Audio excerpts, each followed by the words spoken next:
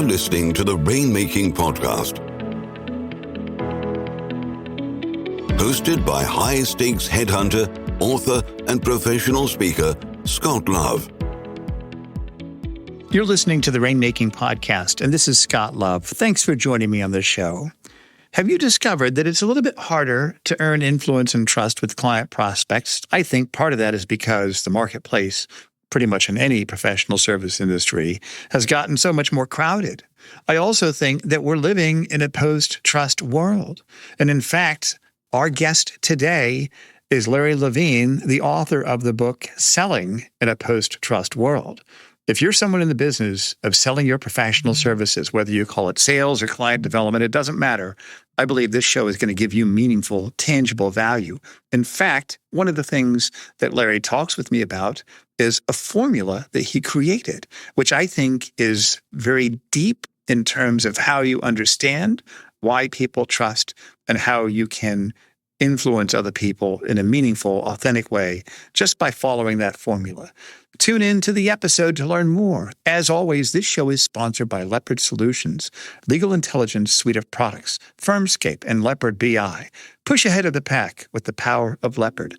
And by the way, if you get a chance to connect with Larry, we'll put all of his contact information and LinkedIn link on the show notes. Wherever you listen to the podcast, go to the show notes. And if you get a chance, I'd appreciate it, and I know Larry would, if you write a nice 5-star review on Apple Podcasts reviews of the podcast. Mention Larry by name. Thanks for listening, and I hope that you enjoy my conversation with Larry. Hey, this is Scott Love with the Rainmaking Podcast. I've got a special guest for you today. We've got Larry Levine. He's the author of Selling from the Heart and also the author of his latest book, which is what we're talking about today, Selling in a Post-Trust World. Larry, thanks for joining me on the Rainmaking Podcast today. Oh, it's my pleasure. You know what, Scott? I've been looking forward to this for a long time since my dear friend Hugh Hornsby introduced us. Absolutely right. And for everybody listening, if you want to have a really interesting conversation in your head with Hugh Hornsby, go back about 2 months and listen to his interview because it's really deep. And I think what you bring us today, Larry, is deep also. And I love the topic title, and I'm looking at your book on the Kindle right here. Oh, that looks so good, by the way. Selling in a Post-Trust World. And I thought, you've got it. And I think in 2008, that's when trust stopped in America. I think that's when really things changed. But you give the formula for how professionals can earn trust from other people. So let me kind of ask you this. What is it that you think keeps people from trusting those in business development? Let's kind of look at that. What are the impediments to trust from what you've seen so far? Oh, I mean, here's the first couple of things, Scott, that comes to mind. Broken promises and bad track records. Yeah, right. And let's just think through this for a moment. Is your words everything? And when I start thinking about this, I start thinking about integrity. And regardless of, what career you have, if you want to start building and we'll break down the trust formula, and thank you for bringing it, to the forefront in our conversation. But when you start thinking about how do you build trust from the get-go, start thinking about leading your life with integrity, authenticity, and being congruent with it. And when I say integrity, I'm talking about doing the right things right, even if it costs you. Yeah, that's right. And that's tough in a business development role when you got to close the sale. You got to get the deal, right? And I liked how you went, I'm going to read an excerpt from your book, and I liked how you talked about currency. You brought an idea that we all know it's tangible. I know what currency is. As a society, the currency of how we relate to each other has changed, including sales. I believe the currency of sales, or you can say business development, is measured in specific outcomes, memories and experiences. I mean, right there, memories and experiences. And I thought, and I like how you weave this in your book, we can actually use experiences as a way to build trust with people. And you go on, you say professional sporting events and amusement parks do a tremendous job in creating and capturing these outcomes. Disney. Wow, Disney. I mean, that's the first thing you think that anybody thinks of is Disney, because you've got the memories. And so despite the ever-increasing price of admission, people continue to go year after year at record rates. There's zero price negotiation. Why? Because they've successfully mastered and capturing memories and experiences, transcending monetary value, and as a minimum, $5,000 each trip. I mean, come on, just to go. Come on, really? No, it's so true. By the way, I'm really glad you brought this up because people will pay handsomely for inspirational experiences, which is the third leg of the trust formula. They're also going to pay handsomely for memories. And we got to set aside, regardless, right? Whether you're in professional services, whether you're in sales, whether you're in business development, it really doesn't matter. Set all of that aside. People will come back for more, and they will come back for more if you create not just an experience, but an inspirational experience, and you capture the memories. But unfortunately, and it goes back to the very beginning of our conversation, Scott, unfortunately, now here's the room for improvement. Most of the memories that people have captured about, whether that be business development people, whether that be somebody in professional services, whether that be somebody in sales, is probably filled with more negative outcomes than positive outcomes. Mm-hmm. Thus, that's the opportunity for us to integrate the foundations of the trust formula to help change the course of how they think about you, is why I believe perception's reality. That's great. That's great, Larry. Let me ask you this, and for everybody listening, we're going to put Larry's book links on the show notes. Wherever you're listening to the show, go to the show notes. You'll be able to get his book. And what is like $20? Secrets of the Universe, right here, right? Secrets of the Universe, $20. And so, let me ask you then: what is this formula? How would you kind of break it down? What are the different components of it, and how do those interrelate with each other? They all interrelate. But here's, I'm going to take you back, and then we're going to spring forward. Okay, good. If we took the foundation of my first book, which is Selling from the Heart, How Your Authentic Self Sells You, that creates the foundation. Yeah. And then that's going to help you build trust. So if you bring your authentic self to the forefront, then we're going to build trust in a post-trust world in 4 ways. Thus, the trust formula. The first part of this, Scott's authentic relationships, or AR. And when I think of authentic relationships, I think about congruency. Yeah. The walk's got to match the talk. And here's what's interesting, and this is the opportunity everybody has. Humans are messy, and relationships are messy. Yeah. And we got to understand how to build those relationships. Here's my ask of everybody out there who's listening. What do you really know about your customers? What do you know about them personally? What do you know about them professionally? What are their goals, their vision, their dreams, their aspirations? Where do they see themselves a year from now? Where do they see their business a year from now? That's my challenge to everybody in unpacking authentic relationships.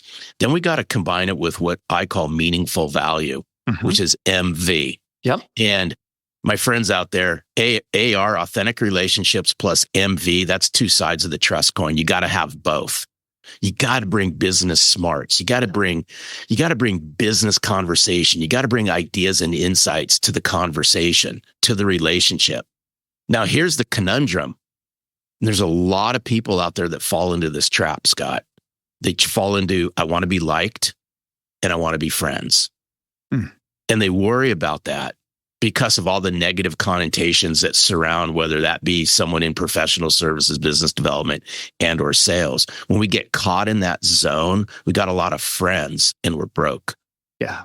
We got to bring meaningful value to the forefront to bridge that gap. It's still a business. It's tough. It is tough because, there's people, hey, I'm going to tell you this right now. I want to be liked and I want to be friends with people.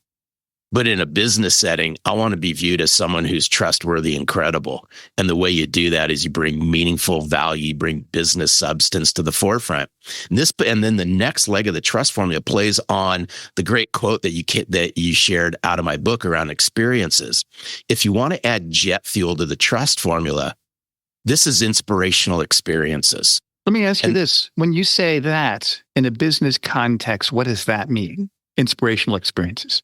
What are some things? No, a great question. And this is where I want to take everyone's mind just for a moment. Sure. If we had just said experiences, right? So if I said, And this was the logic in putting together the trust formula, is if I said authentic relationships plus meaningful value times an experience, I'm missing a letter because it just throws everything off. But when I say, hey, describe an experience that you've had with, and then I can fill in the blank. Well, that experience could be positive or that experience could be negative. However, if I throw an inspirational experience in front of that or inspiration in front of that, and I ask somebody, describe your last inspirational experience you had with, and what did that look like? You can't go down the negative road on this because inspiration, when I think of inspiration, I think of leadership. And leaders inspire and influence to help people see and achieve things they don't believe they can do on their own. Guess what? That's professional services. That's business development. That's sales. You're inspiring somebody, which means you got to bring some passion and you got to bring some purpose behind what you do. Thus, this is why I believe, y'all hear me out on this. This is why I believe you are 100% responsible for how you show up. Yeah. And I know that's deep stuff, but it's the real deal stuff. It's you got to build those authentic relationships, which is who you know. You got to bring meaningful value, and that's what you know. And the gasoline on this, which is the fun part of this, Scott, is how you show up with inspiration, with passion, with purpose. And then you got to combine it with the last one, with disciplined habits. And disciplined habits is tough stuff. That's the hard work. That's consistency. That's holding yourself accountable to bringing all three of those to the forefront. Got it. So we've got authentic relationships, and that's, what is that? AR times MV times a meaningful value. Is that right? It's actually AR. It's a simple math equation. I don't know why I came up with a math equation because I stunk at math, but it's authentic relationships AR plus. So you got to add it. It's plus meaningful value. And then the accelerators, that's why we call them the multipliers. It's times IE times DH, discipline habits. Yeah. It's all broken out. It's all broken out in the book. Good, good. Well, tell me a story of somebody that you worked with. Maybe it's a company or sales executive, and you don't have to mention their name, of course. Sure. But what was your situation before you started working with them? How did you help them in each of these areas? Authentic relationships, meaningful value, inspirational experiences, discipline habits. What action steps did they take to make those changes, and what were the results? Oh, great question. I'm going to zero in on one aspect of the trust formula because I think it's in a business context, sales context, it really doesn't matter. I think this is the meat behind this, and it's meaningful value. Yeah. And I think of this salesperson out there, and I do a lot of work in the hospitality industry. Obviously, I mean, hospitality thrives on experiences. Hospitality thrives on inspirational experiences. So I do a lot of work in that space with sellers. And I happen to do a lot of work in the food services industry. And about a year or so ago, I started coaching as a test pilot just to prove out the trust formula. I got one of their operating companies to wave a flag and say, hey, we'll give this a test ride. We won't give you all our salespeople, but we'll give you a handful of salespeople. You prove this out. Yeah. So I took a group of salespeople on a journey for 90 days around how to integrate the trust formula the day in the life of a seller. And I had a couple Debbie Doubters on there, right? And you always do. They're the ones that are sitting in the background, tenured salespeople rolling their eyes going, why am I here? So that was one of them. But by the end of it, this person was highly engaged. Highly engaged. And we had a great time together. Fast forward, about 3 months ago, I get a call from his VP of sales. This person has now become their number one salesperson in their operating company. And I go, that is freaking fantastic. Yeah. Tell me more. He owes it all to you. And I go, you got to be kidding me. Come on, dude, right? And he goes, no, he owes it all to you. I'll let him tell you his results. I hopped on a call with this person. He increased his revenue 25, and I know the number is embedded in my head, 25.37% year over year. He increased his revenue $1.4 million. He finished the year at $7.5 million in revenue. So when I asked him, what did he attribute it to? And he goes, I wrote down 5 things that you coached us on every single day. And every morning, I held myself accountable to achieving it. And I said, fantastic. Wow, I can't believe it. But what part of the trust formula stuck out the most? This person said meaningful value. And I said, why? And he goes, I thought I was building really good relationships with my clients, but you challenged me to ask deeper questions. You challenged me to bring business substance to them. You challenged me to bring some new ideas to the relationship that I wasn't bringing before. And I got deep with my customers. Wow.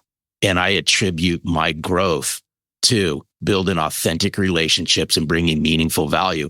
I knew the inspirational experience. I'm already a disciplined person, but you challenged me. You made me uncomfortable in how to ask deep questions, how to bring something to the forefront to get somebody to think. Let me ask you this, with existing customers or clients, or was it with mostly new business? What do you think? It was existing. However, I'm a massive believer in growing new business, but you don't grow new business at the expense of your customers. You grow new business through your customers. Yeah, that's right. And, call this low-hanging fruit, right? I'll just put some air quotes around low-hanging fruit. When you build authentic relationships and bring meaningful value and inspirational experience, and you're disciplined with it inside your customer base, mark my word on this, you will monumentally grow your business inside your customer base.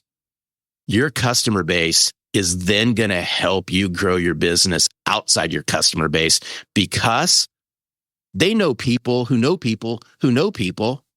And they go, hey, you know what? This guy, Scott, man, he's building a relationship like none other. Basically, he's building a relationship like no other salesperson I've ever seen, no other business development person, no other professional services person. But you know what? Scott's bringing something to the table that no one else is bringing. And that is, Scott's getting me to see my business in a completely different light, because he's getting me out of my business and he's getting me to think about my business moving forward. That's powerful stuff. Yeah.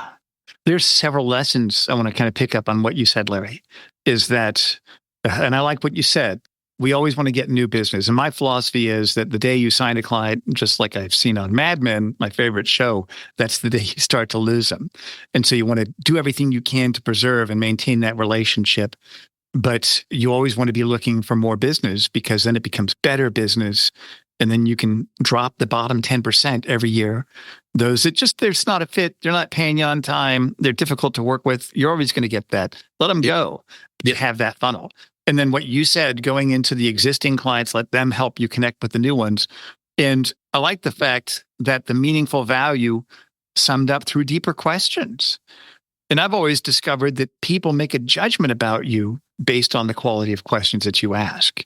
It's not like you're getting information, also you are, but also they're making a judgment based on those meaningful questions.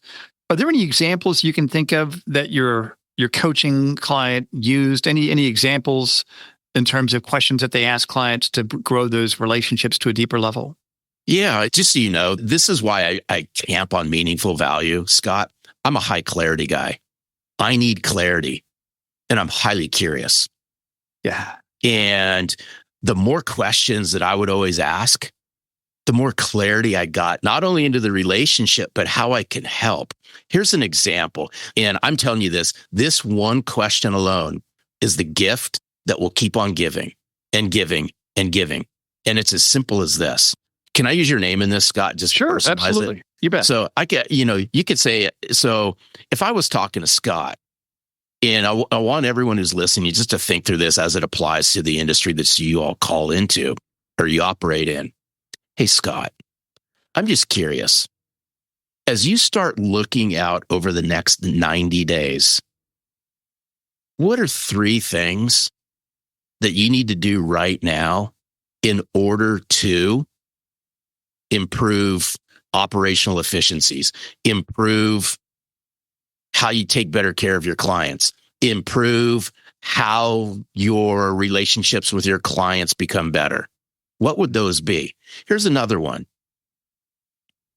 What are some of the goals that you're working on right now? What are some of the initiatives that you have here at ABC Company? Yeah. What are 3 things you need to remove off your business plate right now? This is great. What are 3 things you're working on right now that you're involved with that's requiring, and this is just me, because I love going there, that's requiring massive amounts of brain power. Now, some of y'all are going, man, I don't know if I can ask these. Reframe them however you see fit. But when you can ask, what are 3 things you're working on this quarter? What are 3 things you need to remove off your business plate? What are your goals and initiatives here at ... company over the next 90 days?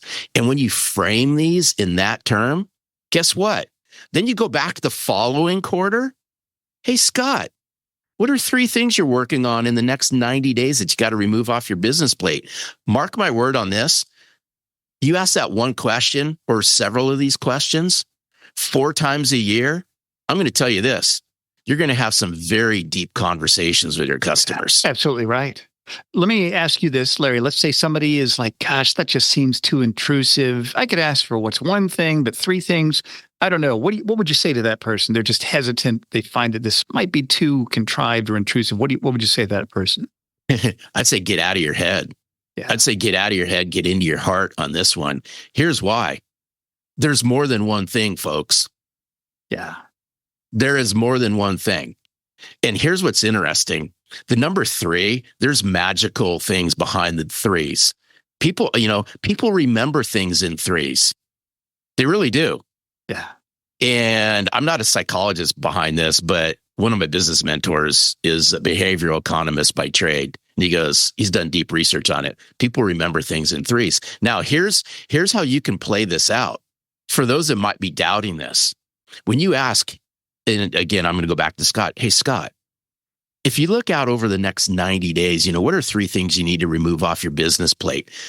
I'm going to tell you this. Scott's going to give me one right up front. Yeah. Yeah. So Scott, can you just play along with me? Just give me one. Yeah, sure. Just play along with us here.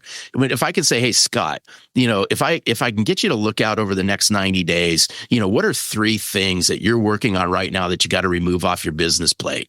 Yeah, one of them is kind of figuring out my travel schedule. That's a pressing one because it's coming into the fall. There's a lot of opportunities, and I just need to kind of get my schedule figured out. That's one thing. Awesome. Hey, by the way, thank you for sharing me. So in addition to getting your travel schedule all ironed out, what else? It's prioritizing my resources and how I'm going to deploy those in the service of which clients. So kind of getting organized in terms of doing our work for our clients. Awesome. Hey, thank you for Hey, I appreciate, thank you for sharing. In addition to that, you got to give me one more. Scott. I'd say looking at the time to grow, should I double down with my existing model or should I be looking to bring on another experienced legal recruiter? It's that 3rd thing right there. Yeah. Bingo. Yeah. Okay, people. Hey, Scott, thanks for playing along. Let's give Scott a round of applause, everyone. Thank you, ladies and gentlemen. You know what? You all can do this. You got to crawl out of your head. It's not about you. It's about them. Yeah. That's great. Larry, we're running out of time. And speaking of 3 things, if we could summarize what we've talked about, I'd love to have it back on the show because I know there's more we can go deep. We could even talk about each of those 4 legs of the formula. But if there were 3 things that people could do, 3 action steps that they can take to really start implementing some of these ideas, what would those 3 action steps be? This is going to be comedy. You got to hang with me, everyone. Lather, rinse, repeat. Just like shampoo, right? Digest the book. That's lather. Yeah. Rinse. Think through this. How can I apply the trust formula to every facet of what I do? And then repeat it every single day. Lather, rinse, repeat. And I promise you, if you do this, watch what starts to happen both to your professional career and your personal life. Yeah, I love it. So step 1, read the book, digest it. Step 2, figure out how you can apply it into your daily lives. Step 3, repeat. Continue to do that over time. I'm excited about that, Larry. And I'm going to put, like I mentioned, the link to your book on the show notes. Tell us about your services, your offerings. What do you do outside of being an author that you would like for our listeners to know about you, Larry? Thanks for asking. And what lights my fire and what brings me joy is I believe success happens when I contribute to a greater cause. And this greater cause is coaching. It's coaching sales leaders, executives, salespeople on how to integrate the trust formula into 3 facets of their business. And that's, how do you integrate this? How do you build trust when it comes to prospecting, business development? How do you build trust when it comes to what I call client management? That's expanding the opportunities inside your client base. And then the third part of this is coaching salespeople, sales leaders on how to integrate this throughout the sales process. That brings me joy. That lights my fire, is taking and integrating the whole 4 facets of the trust formula, working with sales leaders, salespeople, and executives on the 3 facets of the sales journey. That's great, Larry. Well, Larry, thank you for being a great guest and giving us so much value here on the show. I want to have you back on the show in the future. Thank you again for being here, Larry. Great job. Oh, it's my pleasure, Scott. Thank you for entrusting me with your audience.